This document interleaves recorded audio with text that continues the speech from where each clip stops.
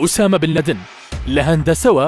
بۆ سەرۆکی ڕێکخراوێکی تیرۆریستی نهێنیەکانی کوشتنی ئوسامە بن لادن ئەو مجاهیدەی بە فتوای سعودیە و چەکی ئەمریکا جەنگە بەندێکی پێشینان هەیە دەڵێت چی بچێنیت ئەوە دەدوریتەوە ئەو جوتیارەی گەنم بکات جۆ نادورێت ڕێکخراوی ئەلقاعیدە ئەو تۆوەی ئەمریکا چاندی و بەرهەمەکەشی خوارد دوای هاتنی سوپای سۆڤێت بۆ ناوخاکی ئەفغانستان لە ساڵی 1979 باڵپشتیکردنی بەرەی چەپ ئەمریکا دەستی دەستگا هەواڵگیریەکانی واڵا کرد بە هەر جۆرێک بێت یەکێتی سۆڤێت ناچار بەکشانەوە بکەن دوای ئەوە دەستگا هەواڵگیریەکانی ئەمریکا بە هاوکاری سعودیە بە دوای ڕێگایەکی گونجاودا دەگەڕان تا خۆیان ڕاستەوخۆ لە شەڕی سۆڤێتەوە نەگلێنن بۆ ئەو مەبەستە بەرەیەکی جیهادیان دروست کرد سعودیە لەسەر پێشنیاری ئەمریکا و لە ڕێگەی ناوەندە ئاینیەکانیەوە فتوای جیهادی بەرامبەر سۆڤێت دەرکرد هەرچی ئەمریکا بوو بە چەک هاوکاری گروپەکانی دەکرد دوای ئەوەی لە مزگەوت و ناوەندە ئاینیەکان فتوای جیهاد درا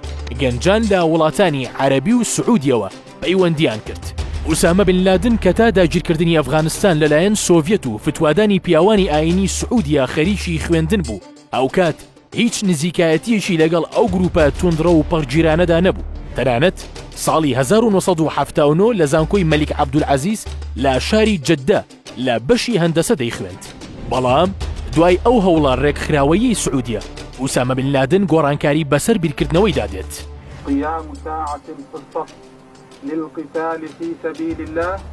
خير من قيام 60 سنة. ساڵی 1979 ئوسامە بن لادن کۆمەڵەیەکی خێرخوازی دامەزراند دواتر سەربازگەیەکی بۆ مەشقپێکردنی چەکداران بۆ شەڕی جیهادی دژی سۆڤێت کردەوە دواتر پەیوەندی بە کەسایەتی عەبدوڵڵا عەزامەوە کرد ساڵی 1970 ئەمریکا کۆمەڵێک موشک کە توانای خستنە خوارەوەی فڕۆکیان هەیە دەدات بە گروپە جیهادیەکانی ئەفغان ساڵی 1982 ئوسامە بن لادن چۆتە ئەفغانستان بۆ شەڕکردن دژی سۆڤێت ساڵی 1984 حرەکەی ئەنساری دانا لە ناوچەی پیشاوەر لە پاکستان و بوو بە ناوەندێکی پێشوازی لەو کەسانەی لەو وڵاتانەوە دەهاتن بۆ جیهاد ساڵی 1985 سەرۆکی ئەمریکا ڕۆناڵد ڕێیگن لە واشنگتن پێشوازی لە کۆمەڵێک مجاهیدی ئەفغانستان کردو بە مجاهیدی ئازادی ناوی بردن ساڵی 1986 شش سەربازگەی تازی بۆ ڕاهێنان بە چەکی ئەمریکیەوە دامەزراند ساڵی 1988 ڕێکخراوی ئەلقاعیدەی دامەزران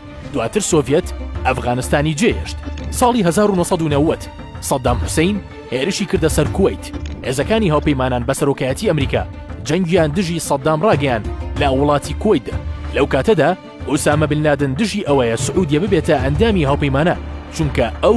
بە وڵاتی کوفری ئەژمار دەکردن و بەمایی مەترسیدا دەنان بۆ ئایندەی وڵاتان کاتی سعودیە بەشداری دەکات لەو هاوپەیمانێتیە ئوسامە بن لادن دژی سعودیە وەستا دواتر سعودیە فشاری خستە سەر ئوسامە و ڕەگەزنامەی سعودیەی لێ وەرگرتەوە ساڵی 1992 ئوسامە بن لادن ڕۆیشت بۆ وڵاتی سوودان تا چەند ساڵێک لەوێ نیشتەجێ بوو بەڵام دواتر لە ژێر فشار ئوسامە سوودانی جێهێشت ساڵی 1995 ڕێکخراوی قاعیدە لە هەوڵێکی تیرۆرکردنی حوسنی مبارەکی سەرۆکی پێشووی مصر شکستی هێنا ساڵی 1996 بەیانێکی دەرکردژی ئەمریکا داوای دەرکردنی سەرجەم وڵاتانی کافری کرد لە جەزیرەی عەرەبی ساڵی 1998 ئوسامە بن لادن لەگەڵ ئەیمن ظەواهری بەرپرسی کۆمەڵەی جیهادی ئیسلامی لە میسر ڕێکەوتنیان کرد بۆ دروستکردنی بەرێک بۆ دژایەتی و کوشتنی ئەمریکی و یەهودیەکان هەر لەو ساڵەدا کۆنسوڵخانەی ئەمریکای لە سوودان تەقاندەوە ساڵی 1999 ئوسامە بن لادن چووە لیستی داواکراوانی ئەمریکا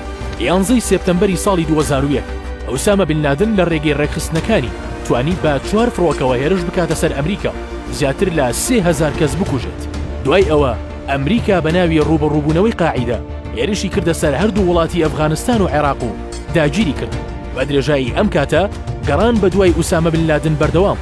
بوب بایر تیم کەنەدی هەردوو سەرکردە لە هەواڵگری ئەمریکا سەرپەرشتی پرۆسەکەیان کرد بۆ گرتنی ئوسامە بن لادن لە 2 مانگی 5 ساڵی 2011 باراک ئۆباما کوشتنی ئوسامە بن لادنی ڕاگەیاند لە شاری ئەبوت ئاباد لە پاکستان. The United States has conducted an operation that killed Osama bin Laden, the leader of Al-Qaeda. لە ترسی گروپە جیهادیەکان ئۆباما ڕایگەیاند لەسەر شریعەتی ئیسلام مامەڵە لەگەڵ تەرمەکی کراوە لە ژێر دەریادا نێژراوە دواتر ڕێکخراوی قاعیدە مردنی ئوسامە بن لادنی ڕاگەیاند و ئەیمان ظەواهری بە سەرۆکی ڕێکخراوەکە دەست نیشان کرد.